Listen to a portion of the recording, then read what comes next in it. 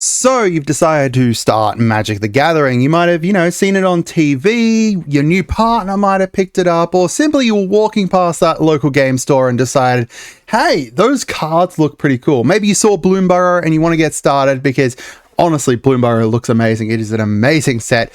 So we're going to be going through a whole bunch of different information to do with starting Magic the Gathering and then starting Commander. And we'll talk about why Commander as well as a little bit about other formats. This guide isn't meant to be a be-all and end-all, and this is all my opinion, of course. If you have any other ideas and, you're a veteran player, let me know down below. I'm going to be going through starting Magic and then transitioning into talking about the Commander format. I'll also talk a little bit about other formats, as I said, but not too much because I mostly cover/play Commander. All right, so what is Magic the Gathering? That's probably the most important part because, maybe you just somehow stumbled upon this video and you think I'm talking about, card tricks or something. It's a collectible card game where people are going to be building and customizing their own deck with cards that you will get from randomized boosters or buying singles online, which is probably the best way to be able to get stuff. It's been around since 1993 and there are so many different themes to cards. We've got stuff from cowboys to a whole bunch of different takes on different fantasy and stuff. It is very, very strategic. There's a lot of different formats as well you can check out. I primarily talk about Commander, which I'll talk about why, but there's like standard, modern, draft, lots of stuff. And this is a global game. This is a game that is played by millions of people worldwide. It is a probably multi-billion-dollar industry, and there is just so many different cards dating back to 1993 that you can play with and build decks, and it's just honestly really, really fun. I absolutely love this game. So step 0 here is going to be subscribing to me. I got to get it out of the way. I cover all the latest Magic the Gathering news, gameplay, and decks for Commander. I'll help you with any questions you've got. I answer all your comments, or at least, most of them that I can get to. And you can also support me on Patreon if you like, if you need more kind of personalized support and stuff. So make sure you subscribe. So first off, I'm going to say, why not go straight into Commander? Commander is probably the biggest format, or at least, the biggest kind of casual format. And most people, when they're playing Magic, or, when you're talking about trying to get people into Magic, then Commander is potentially the game mode that they are playing. However, Commander is also a bit more advanced. There is a lot more going on because of the fact that it is a 4-player match, which means you need some kind of ideas of what the cards do and, some threat assessment stuff and all that kind of, knowing the basics more. Personally, get a handle on the basics of the game, how the game plays and everything, which we'll talk about how to do that in a second, and then look into Commander. Although, if you have someone who's really patient, like I am, then you can teach you, being my wife, who I've been teaching through Commander, during a Commander game. It isn't quite as bad. It's just easier if you do have a little bit of a handle on how the game kind of works and all that kind of stuff before you kind of start trying to go into a more casual, but also a more advanced game mode, if that makes sense. So the best place to start, in my opinion, is Magic the Gathering Arena. This is going to be on Steam, iOS, Android. It's literally the best tutorial that you will be able to pick up at the moment in a digital format. We'll talk about, some actual paper formats in a second that will help you out. It's going to walk you through how to play, what the different card types are, different starter decks, and more. There is so much free content on there that it will give you out the bat to just be able to teach you how to play the game. I'm repeating this because it's important. There is so much free content. It is free, tutorials and stuff. And there's also different challenges to test your knowledge and teach you about the game and kind of, different matchups and all that kind of stuff. Like just how to play is just ingrained in this. Even if I was to make a video on how to play Magic the Gathering, it's probably not going to be as good as going through the tutorial on Magic Arena. So this is the interface for it, and as you can see, it's a very kind of clean interface.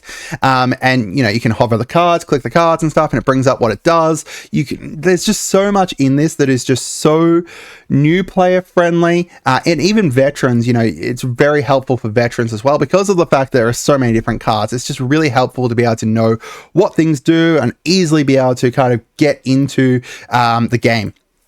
So talking about the challenges, this is one of the challenges here where it goes through like a color. So like, you know, a different, and then different matchups with that to kind of teach you how to play. And then there's also like the starter deck duels where they hand you some starter decks and you get to go versus other starter decks against other people and kind of, if you win, you get to get the deck. If you win with your chosen deck, it'll be added to your collection to play in other areas. So the other way that you can learn is going down to your local game store. Your local game store will generally be insanely welcoming to new players. Mine is here in Bendigo. I go to Guff, and it is very, very great for new players. They can help you learn the game. They can show you some helpful folks that are there, and overall are just great at introducing people to the game. There's also the open house events, which are literally made for walk in, learn to play at the Wizard Play Network. So that's WPN, LGSs. They happen once a set. I believe they're going to be going up to twice a set potentially soon. And those are made to introduce people to the game.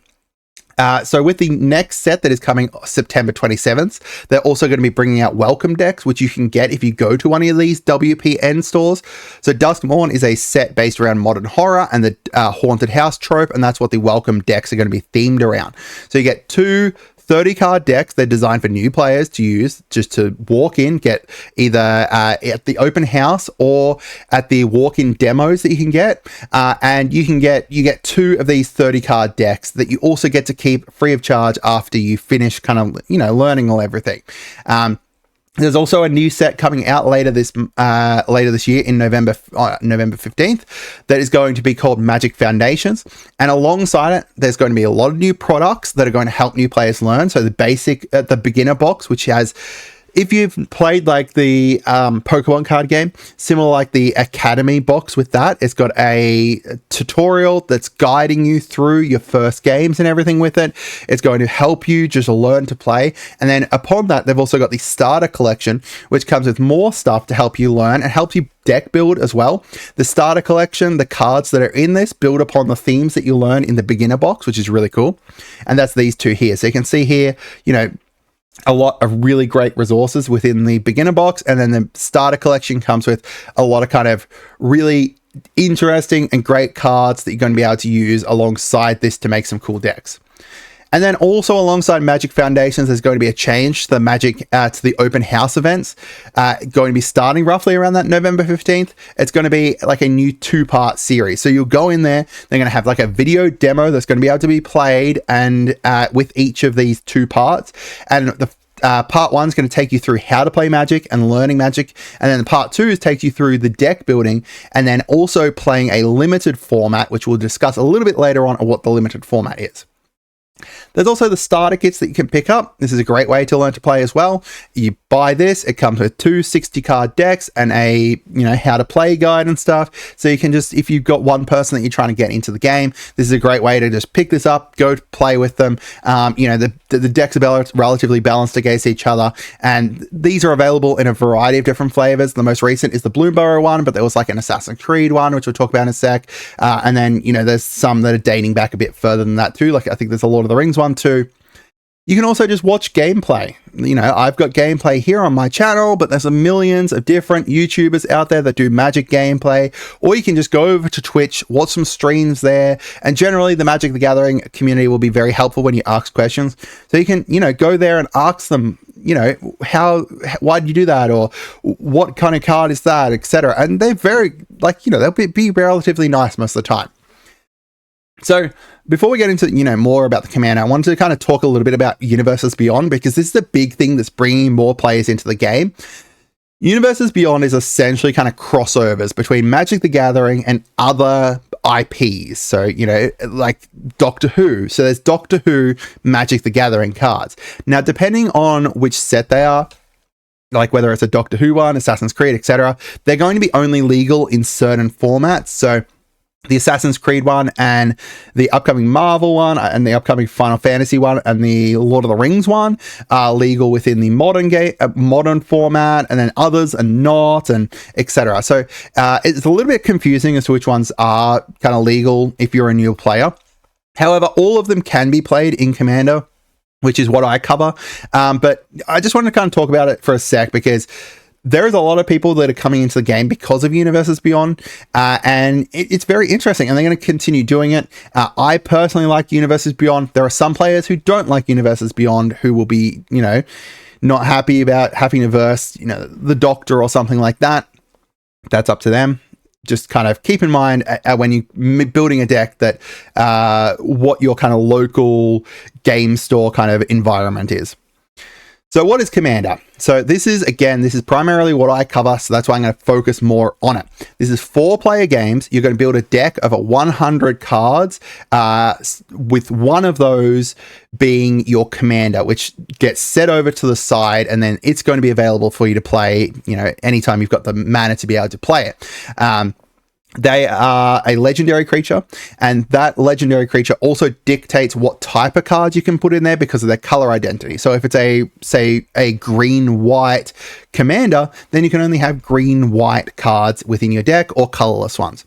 So as you've got 40 life, if you lose all your life, we'll take 21 damage from someone else's Commander, then you're out. You can only have one of each card, so one of each, like, you know, so a Spore Frog, you can only have one Spore Frog, unless the card specifies otherwise, which there are some that's like, you can have as many of these in your deck as you want, which is called Singleton. Your Commander is essentially like the hero of your deck that you build your deck around, and generally has to work well with your deck and stuff. You can play your Commander, as I said, at any time. It gets increased how much they cost each time they die or get put back into your command zone. It's also got a separate ban list from other formats, but it is an eternal format, which means basically every card in Magic the Gathering's history, including, you know, all the Universes Beyond ones and stuff like that, are available for you to be able to use. The cards don't rotate out or anything like that, which is really great. So why Commander? Commander is a casual format. There is obviously a competitive scene for it as well, which is essentially very much a different game. Like the CEDH, the Commander, EDH is another name for Commander, Eternal, well, I'm blanking out once, Elder Dragon Highlander. The competitive environment is very, very different to just normal Commander. Commander is a more casual format that's really open to you guys talking and having fun at the table and stuff. As I said, 4-player games, so you can get more people involved and stuff. The cards don't rotate out, which means you can use basically all of your cards forever unless they get banned. It's supported by Wizards, who make official pre-constructed decks for it, so you can pick up those, which are going to be relatively easy to make, especially relatively easy to play and to be able to you know, upgrade and stuff, and be able to get, it's easy to get on board pretty simply. The Singleton rules also mean that you don't have people running 4 times super expensive, very strong cards. Like, don't get me wrong, they're going to have some strong cards potentially, depending on their deck, but not having 4 of those completely broken cards definitely makes it a lot more kind of easier to play around certain things. And because it is 4 players, it's also slow, it allows slower and more powerful, less powerful decks to be able to have fun, because, you know, you've got more time to be able to come online, to be able to do stuff. There is lots of viable decks and strategies. So many. You know, you can make a deck that's completely aggro, where you're throwing stuff out, going constantly at people. You could make a combo deck where you're sitting back, kind of, you know, playing it slower, getting your combo pieces out. There's just so many different ways to be able to play. It's really great. So 4 players, while you can play Commander with less than 4 players, even you can play it 1v1, it's less balanced. Some decks are going to absolutely destroy in 1v1s, while not being quite as powerful in 4-player pods. Generally, 4 players is going to be best for proper Commander, then 3, then 2. Why? Because there's less removal to answer people's threats in a 1v1, and some decks just need more time to be able to come online, like the combo decks and stuff.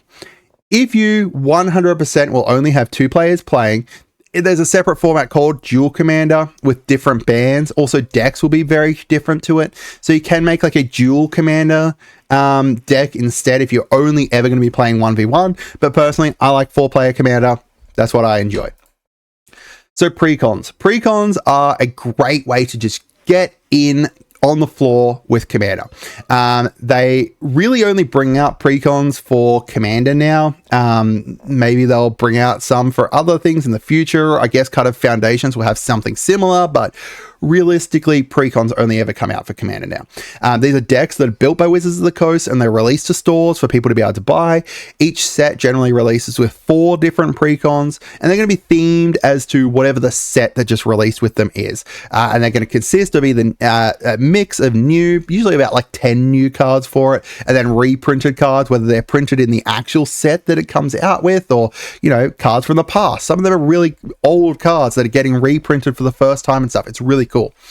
These are a great way for you to get into the game of Commander and learn Commander, especially just let your pod know, or the people that you're playing with know, that you are playing a precon, because most likely they'll have to play a weaker deck than they may play otherwise. They're not insanely strong, but some of them are really great, and then you can upgrade them really easily to be great down the line. So some example precons here. This one here is focused around Stellar Lee. So this is Stellar Lee. Generally, they'll have their commander on the front here. And this was with the Cowboy set, Outlaws of Thunder Junction. And that was based around playing a whole bunch of, you know, spells and throwing, you know, essentially kind of like playing like a mage kind of thing, where you're throwing magic at people with spells, instants, and sorceries. You got the Deep Clue C one here, which was built around making clue tokens. So you make a whole bunch of like these things that you can use for card draw, and then drawing lots of cards and stuff. And then this one here is built around Zinnia, who's the bird bard there. And that's built around making offspring, which is kind of making, when you play a card, play a creature, you get to make a baby version of that creature as well. So you can see that, you know, they're kind of themed around whatever their set was, because this was a cowboy set, and it's kind of like quick draw, lots of spell slinging. This one here was built around a murder mystery set, and that was built around clues and stuff. And this was Bloomburrow, which is a whole bunch of furry creatures and little kind of, you know, rabbits and birds and mice living on this one plane. And from there, you know, you get to make more of them. So a warning, just because, you know, I talked about getting precons and they're a great way to start the game. This one precon here, the Peace Offering one, which just came out, is a really, really great deck. It's great, it's fun, and it's powerful, but it is probably one of the more advanced precons they've released, just because of purely the theme.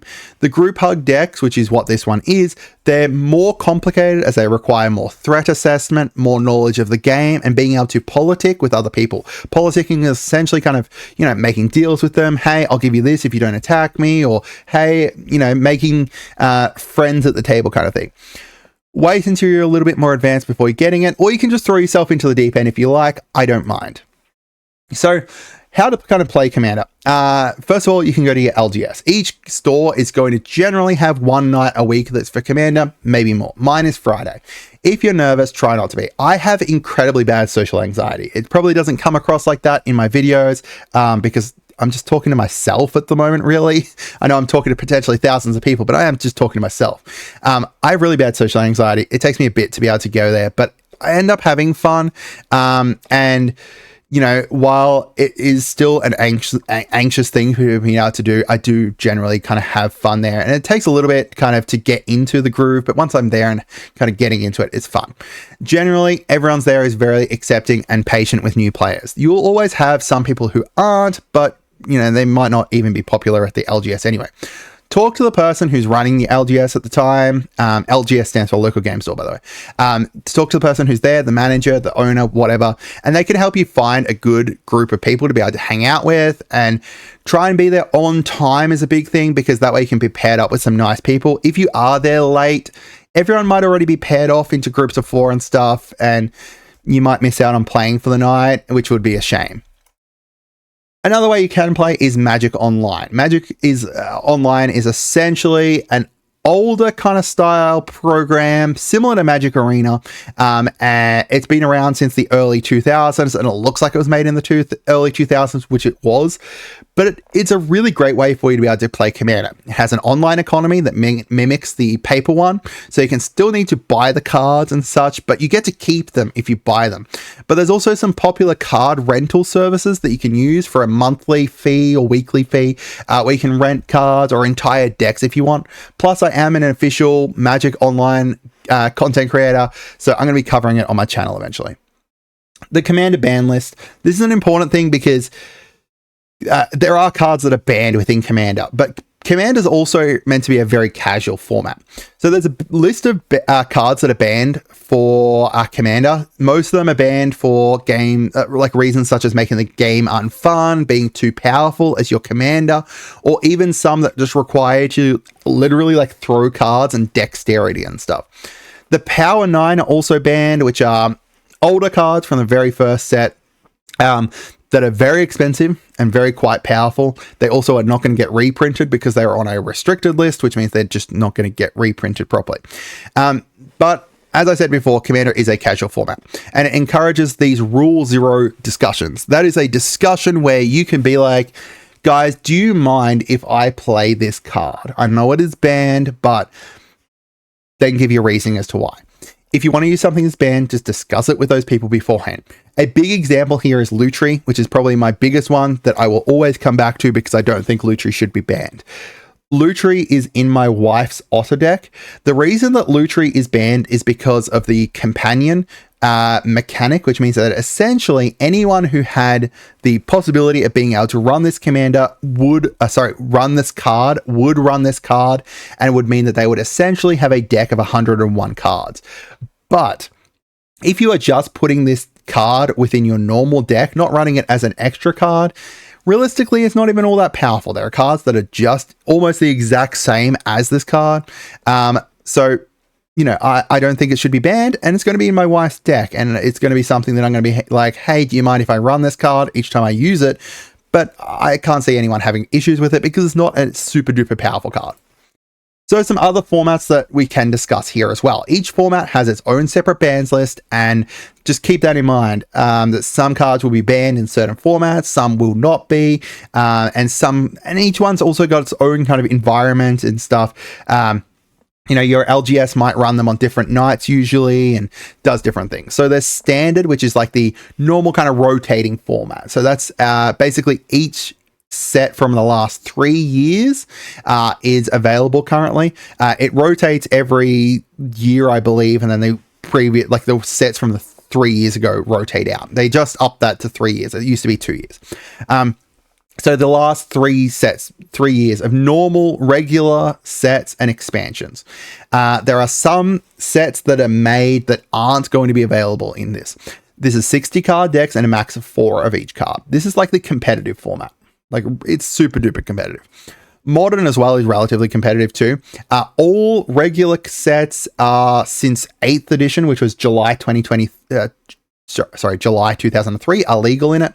There's 60 card decks, again, max of 4 of each, but there's also some straight to modern sets. So like the Assassin's Creed one, the Modern Horizons, the Lord of the Rings set, the upcoming Marvel, and the upcoming Final Fantasy. They're all straight to modern sets, which means they don't become legal in standard at all. They just go straight to being legal within modern. There's other ones like limited. Limited is probably the format that is most played, I would say, outside of Commander.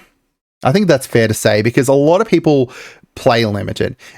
You build a 40 plus card deck from opening packs. Draft is taking one card at a time, passing the card to the next person, which is, you know, any game that you've played draft with. So draft is a form of limited, and sealed is where you open 6 packs and you build a deck from them, and your LGS will usually supply you with basic lands and stuff. So this is essentially like you build a deck on the day that you're going there, whether it's, you know, taking one card at a time or just building from your own packs that you're opening. Very fun. At least my store does like draft once a week and stuff, and gets a relatively decent kind of turnout for it. Pioneer is all regular sets since October 2012, very similar to kind of modern, etc. We've got other formats. So there's Pauper and then Pauper Commander, which is allowing just common cards. These are very, very cheap to get into. I don't think my LGS does Pauper, but some places do, or, you know, on Magic Online, I believe they have Pauper as well. And it's some cards that are going to be, you know, just common that are really, really strong in these sets and stuff. Pauper Commander allows you to use just a common creature, an uncommon creature as your commander, and doesn't even have to be a legendary. they are very interesting to get into and very cheap to be able to get into as well. So the other thing to talk about here is pre-release. When each new set comes out, there's going to be a pre-release event at your LGS. These are essentially your first look at the set. You get to open some packs from the set and you build a deck from the set, a limited game. In my opinion, they're the best way to learn the set besides just going and reading all the cards. You'll get some promos, you'll get to meet new people. It is very fun. I've taken my my 17-year-old, we took him to the Bloomborough pre-release and it was very, very fun. He was teaching someone else how to play the game. We both made a very similar deck because we got very similar pools. And overall, you know, pre-release is very fun.